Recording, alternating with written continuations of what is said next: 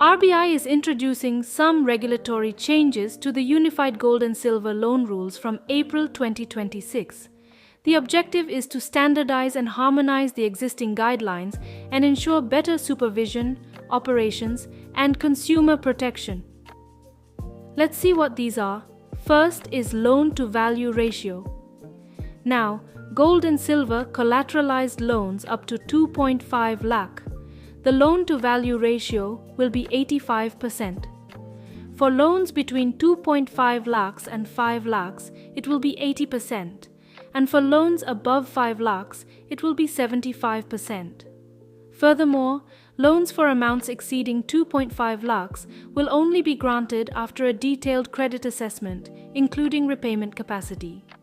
Second, lenders must have a unified procedure for measuring the purity and total weight of gold and silver collateral.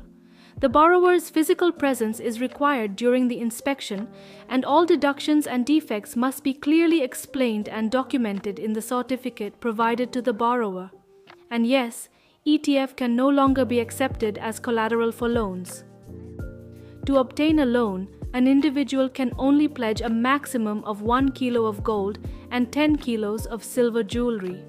Loans against coins as collateral are limited to 50 grams for gold and 500 grams for silver.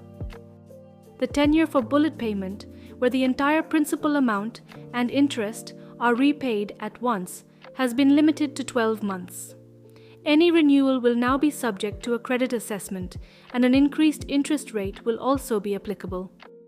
If the pledged collaterals are to be auctioned, it is now mandatory to provide adequate notice to borrowers through local and national newspaper advertisements. The first auction must be conducted physically and within the same district as the lending branch. A reserve price of at least 90% of the current value must be set, which should be reduced to 85% if the first two auctions fail. Borrowers will receive compensation if there is any damage or loss to the pledged collateral while it is with the lender. If lenders delay releasing the pledged collateral even after repayment, the borrower will be compensated at 5,000 rupees per day after 7 working days from the date of repayment. To know more about the latest financial updates, subscribe and follow and like this video.